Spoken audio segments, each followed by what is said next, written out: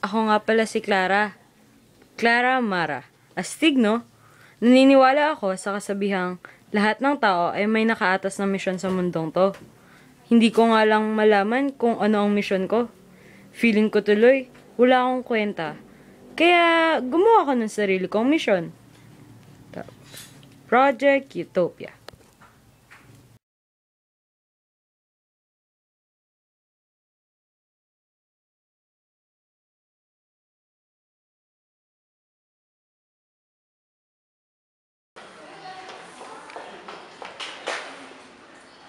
Ariana! Hala ko, late ka na naman. Sorry, traffic kasi. Well, what's new? Tara na. Saan na si Marcos? Di pa rin kami bate. Ayaw niya makinig sa paliwanag ko. Hala ko pa naman, magbabati na kayo this weekend. Hala ko din eh. Mag-uusap tayo mamaya ang break. Ayusin natin. Mariposa!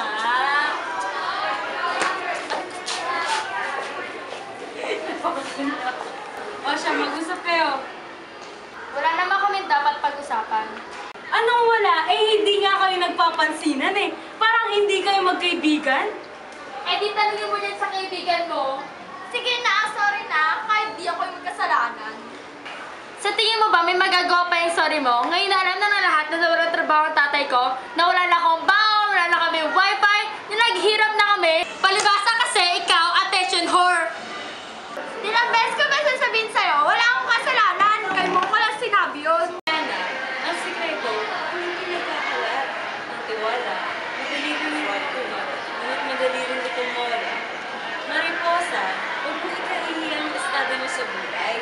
Dahil hanggang dyan lang ang kaibigay sa inyo ng nakatataas. Bakit hindi mo subukang magtipid? Para naman makatulong ka sa pamilya mo. Huwag mo ikahiyan kung sino ka ngayon, kahapon, bukas, mariposa. So ako pa may kasalanan ngayon. So ako pa may kasalanan ngayon. Alam mo, wala ko naman natutulong dito eh. Lakta ka na ng lakta. Umalis ka na kaya muna.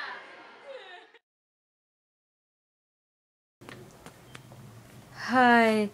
Chapter 1 pa lang, pumapalya na ako. Di bale, may natitira pa namang chapters. Balikan ko na lang to.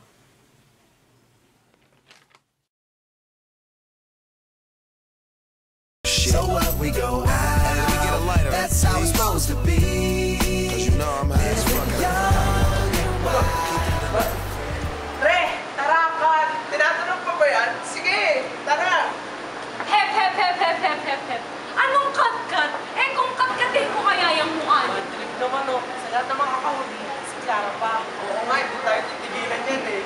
Puti, alam nyo. Tara, balik sa classroom. Aray, aray, aray, aray, aray! Oh!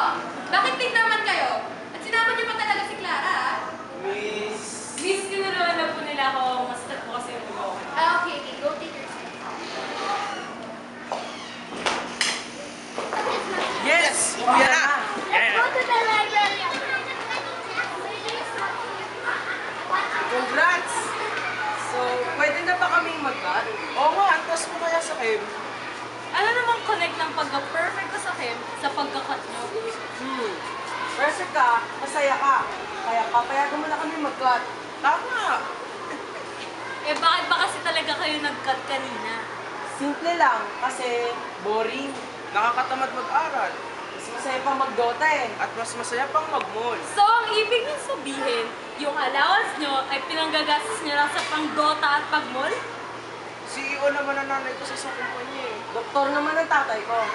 So, pag mayaman pala kayo, yung pera nyo, gagastusin nyo na lang. Kahit saan nyo gagastusin, pang-Dota, pang-mall, hindi nyo ba alam na mahina na ang ekonomiya ng bansa natin at darating ang araw na matatanggal din sa trabaho ang mga magulang nyo? Ah! Nakakainis!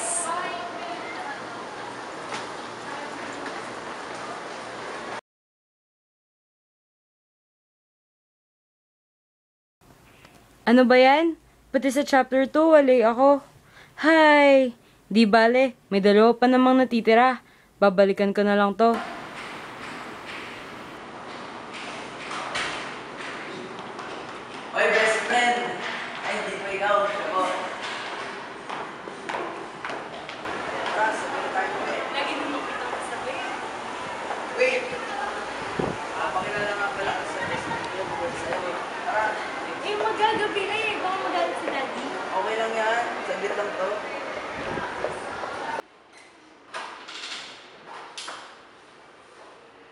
Wait, nandito best friend mo? Oo, ayun siya. Oh.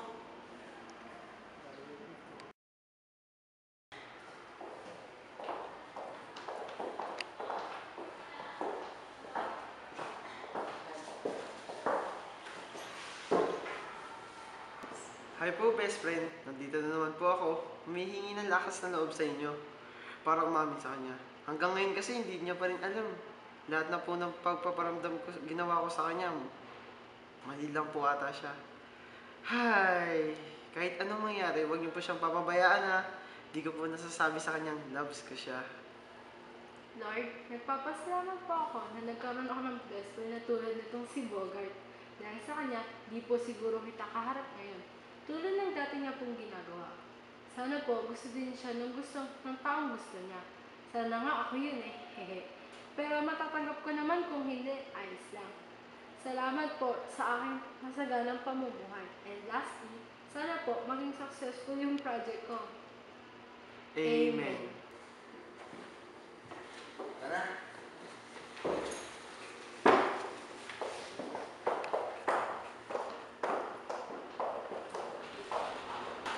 Ano ba pinag-pray mo?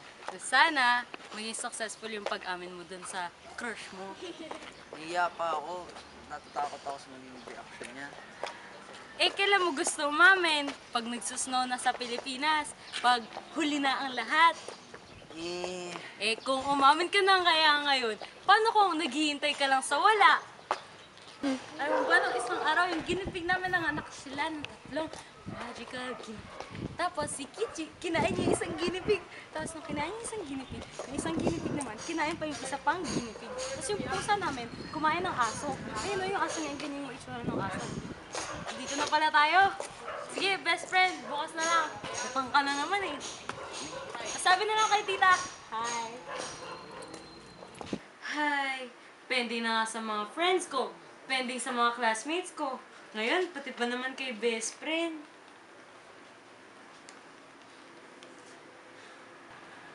Ano ba? Nakaupo ka na naman ang tamad-tamad mo.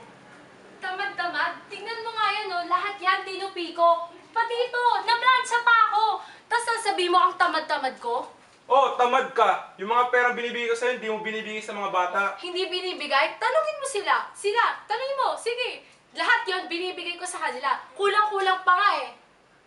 Ano ba? Kung ganito na lang palagi, aalis na lang ako. Sige, umalis ka. Para mabuwasan na yung gastos sa bahay. Taba-taba mo yun. Wala na akong nagawang tama.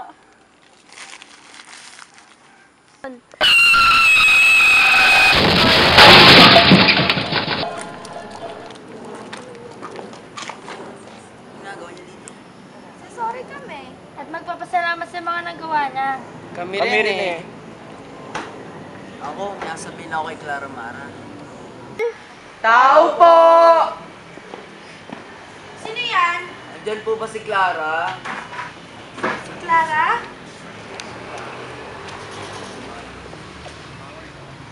Patay na si Clara. Naaksidente siya.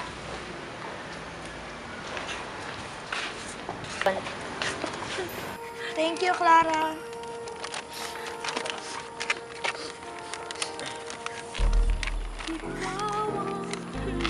Thank you.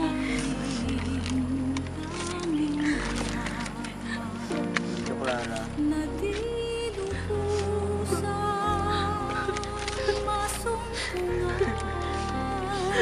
Anak, sorry. Kasalanan namin lahat to. Natricycle pa pala ako.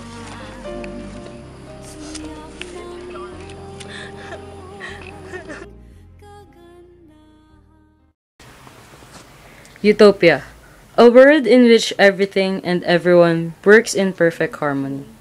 Yan ang dahilan kung bakit ko naisipang gawin ng Project Utopia.